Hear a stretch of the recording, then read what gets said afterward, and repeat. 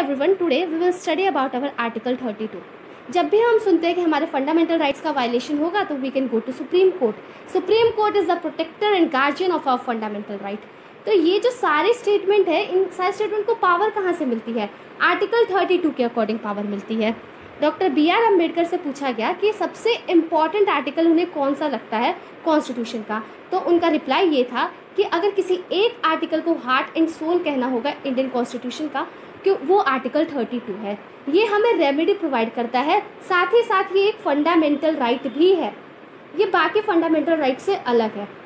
बाकी fundamental right बस they give something, they give a type of A right, लेकिन ये जो राइट है, ये फंडामेंटल राइट है, ये रेमेडी प्रोवाइड करता है. जितने भी फंडामेंटल राइट्स हैं वो एक तरीके से एकदम नल एंड वॉइड हो जाएंगे अगर ये आर्टिकल नहीं होगा. तो अगर हम किसी चीज़ को, कोई राइट है हमारे पास, उसके वायलेशन पे हम कुछ नहीं करवा सकते या हम उसको एनफोर्स नहीं करवा सकते, तो उस राइट को कोई मतलब नहीं है. वो सिर्फ लिखने के लिए राइट्स हैं, not in actual sense. Article 32 की पावर बहुत ही स्ट्रॉन्ग है क्योंकि हमें ये पावर देता है डायरेक्टली हम लोग देश के सबसे हाईएस्ट कोर्ट जा सकते हैं जो कि सुप्रीम कोर्ट है. अब आते हैं अपने अगले स्लाइड पर. यहाँ पे क्लॉज 1 के बारे में पढ़ते हैं. क्लॉज 1 कहता है कि किसी भी पर्सन का फंडामेंटल राइट वायलेट हो रहा है, इस पार्ट 3 में जितने भी राइट्स दिए गए हैं, अगर वो वायलेट हो रहा है तो वो डायरेक्टली सुप्रीम कोर्ट जा सकता है अप्रोप्रिएट प्रोसीडिंग्स के हिसाब से. अब क्वेश्चन है कि ये अप्रोप्रिएट प्रोसीडिंग्स क्या है. तो जो अप्रोप्रिएट प्रोसीडिंग है, ऐसा कोई हार्ड एंड फास्ट रूल नहीं है कि यही एक अप्रोप्रिएट प्रोसीडिंग है, ऐसा नहीं. ये देखा जाएगा पर्पस क्या है. ऑब्वियसली पर्पस तो यही है कि फंडामेंटल राइट्स के इन्फोर्समेंट के लिए या फिर कुछ रेमेडी के लिए. फंडामेंटल राइट वायलेट हो गया है तो एक लेटर भी जो है ना, वो उसे भी हम लोग अप्रोप्रिएट प्रोसीडिंग कह सकते हैं. तो ऐसा कोई लिमिटेशन नहीं है कि इसी चीज़ को हम लोग अप्रोप्रिएट प्रोसीडिंग कहेंगे. जैसे आप बंधुआ Mukti Morcha versus union of India का केस, मैंने पिछले आर्टिकल्स में इतनी बार इस केस के बारे में बताया था, जो कि एक NGO थी. ये लोग बॉन्डेड लेबर के लिए काम करते थे.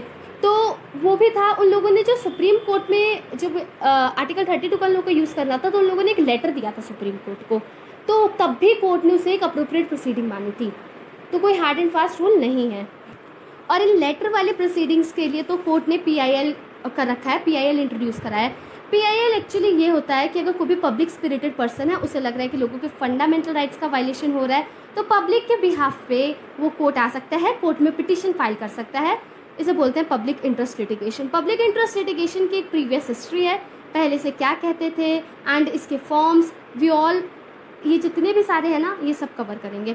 अच्छा, ये जो अप्रोप्रिएट प्रोसीडिंग है, ज़रूरी नहीं है हमेशा कि किसी चीज़ का वायलेशन हो या कोई रेमेडी चाहिए तो ही हम इसका यूज़ कर सकते हैं. नहीं, अगर हमें कोर्ट से क्वेश्चन करना हो ना, तो भी हम यूज़ कर सकते हैं इस आर्टिकल को, आर्टिकल 32 को.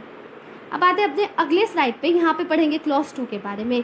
यही क्लॉज, अब हमने पिछले वीडियो में हमने रिट्स के बारे में पढ़ा था, 5 तरीके के रिट्स के बारे में, जो कि था habeas corpus, mandamus, certiorari, prohibition and quo warranto.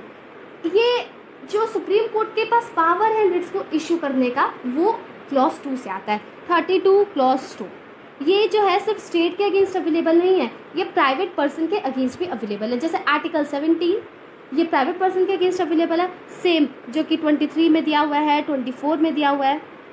और कोई भी पार्लियामेंट का एक्ट जो है, वो जो कोर्ट्स के पास पावर है उसे नहीं हटा सकता. अगर फंडामेंटल राइट्स को इन्फोर्स कराना तो कोर्ट की पावर के ऊपर पार्लियामेंट का कंट्रोल नहीं है. Okay, I would like to tell you one very interesting thing. वैसे तो मैंने ये सारे रिट्स पढ़ा दिया, पिछले वीडियो में जाके देख लेना. ये जैसे बोलते हैं, have you ever listened about the word res judicata? What is res judicata? तो देखो, जब भी अभी आप आर्टिकल 32 के बारे में सुनोगे और you will read it anywhere, तो सुनोगे कि ये जो आर्टिकल 32 है subject to the principle of res judicata. Res judicata basically ये होता है कि अगर 2 पार्टीज रहती हैं सेम केस को लेके, जिसके ऊपर एक बार जजमेंट दे दिया कोर्ट ने, फिर से कोर्ट जाती हैं, तो कोर्ट उसे कंसिडर नहीं करेगी, कोर्ट उसे हियर नहीं करेगी. सेम सिचुएशन हमारे आर्टिकल 32 का है. अगर जो 2 पार्टीज़ हैं, मतलब कोई सा भी क्वेश्चन हो आर्टिकल 32 के अंदर डिसाइड हो चुका है 2 पार्टीज़ के बीच में, तो वो दोबारा उस क्वेश्चन को हम रीओपन नहीं करवा सकते. वही same parties, I am talking about same parties, दोबारा उस क्वेश्चन को रीओपन नहीं करा सकते. तो एसेंशियल ये है, सेम पार्टी, सेम क्वेश्चन और एक बार जजमेंट आ चुका है. अब बात अपने अगले स्लाइड पे. यहाँ पे बात करेंगे लेचेस की बात. इसके लिए केस है, इसका नाम है तिलोक चंद वर्सेस HB मुंशी. यहाँ पे ये था कि क्या लिमिटेशन होती है कोई, अगर हमें पिटीशन फाइल करना है तो कोई टाइम लिमिट है क्या, कि वो अपर लिमिट ये है, लोअर लिमिट ये है, ऐसा कुछ है? तो कोर्ट ने बोला कि ये लिमिटेशन एक्ट के अकॉर्डिंग हमने कोई टाइम नहीं प्रिस्क्राइब कर रखा कि इसी पीरियड के बीच में कोर्ट आना है, ऐसा कुछ भी नहीं है। लेकिन पार्टीज़ को जल्द से जल्द पिटीशन फाइल कर देना चाहिए, क्योंकि अगर कोर्ट को लगता है कि अनरिजनेबल डिले हुआ है तो कोर्ट मना कर सकता है उस क्वेश्चन को सुनने के लिए।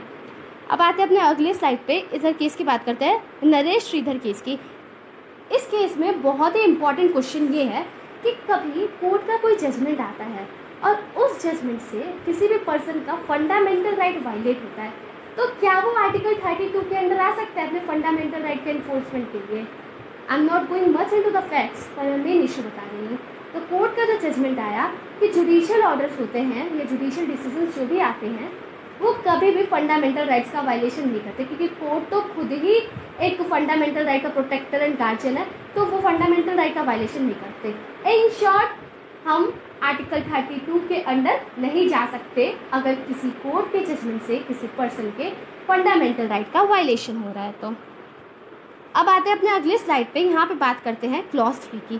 क्लॉज 3 ये पार्लियामेंट की पावर की बात करता है कि पार्लियामेंट लॉ के थ्रू किसी भी कोर्ट को, जो कि लोकल लिमिट्स के अंदर है, कि वो जो सुप्रीम कोर्ट का काम है ना under article 32 to issue writs, वो पार्लियामेंट जो है वो ये पावर किसी लोकल कोर्ट को दे सकती है। वैसे तो हमारे कॉन्स्टिट्यूशन में है भी कि हाई कोर्ट्स पे रिट वगैरह इशू कर सकते हैं, पर ये पावर पार्लियामेंट को भी अलग से मिली हुई है, वो लॉ के थ्रू ये पावर का एक्सरसाइज कर सकते हैं।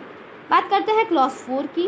ये बोलता है कि अगर किसी भी फंडामेंटल राइट का वायलेशन होता है तो हम आर्टिकल 32 के अंदर सुप्रीम कोर्ट जा सकते हैं, है ना। लेकिन ये जो राइट है कभी कभी सस्पेंड भी हो सकता है। जैसे इमरजेंसी के टाइम में आर्टिकल 359 के अकॉर्डिंग अगर किसी भी इमरजेंसी डिक्लेयर हो जाती है कंट्री में, तो आर्टिकल 32 जो रहता है वो ऑपरेटिव नहीं रहता। तो किसी पर्सन का फंडामेंटल राइट वायलेट हो इमरजेंसी के टाइम पे, तो वो कोर्ट नहीं जा सकता अंडर आर्टिकल 32। ओके, अब एक बात बताती हूँ, ये जो आर्टिकल है ये इसकी पोजीशन बहुत स्ट्रॉन्ग है। आपने कभी कहीं सुना होगा basic structure of the Indian constitution, तो जो आर्टिकल 32 है ना, जो रिट्स को लेके पावर है, ये भी बेसिक स्ट्रक्चर में आता है। मतलब इस आर्टिकल को, मतलब ये जो पावर है सिटीजन्स का कि फंडामेंटल राइट वायलेट होने पे कोर्ट जा सके, वो पावर पार्लियामेंट अपने किसी भी लॉ के हिसाब से नहीं ले सकती। ये सिटीजन के पास राइट हमेशा ही अवेलेबल है। हाँ, बस इमरजेंसी के टाइम पे सस्पेंड हो जाता है। Okay, now I have one question for you all कि इमरजेंसी के टाइम में कौन कौन से आर्टिकल नहीं सस्पेंड होते और एक कौन से अमेंडमेंट के थ्रू आया है और उसका क्या ईयर था। Thank you for watching this video. I hope you like this video. Please do like, share and subscribe our channel.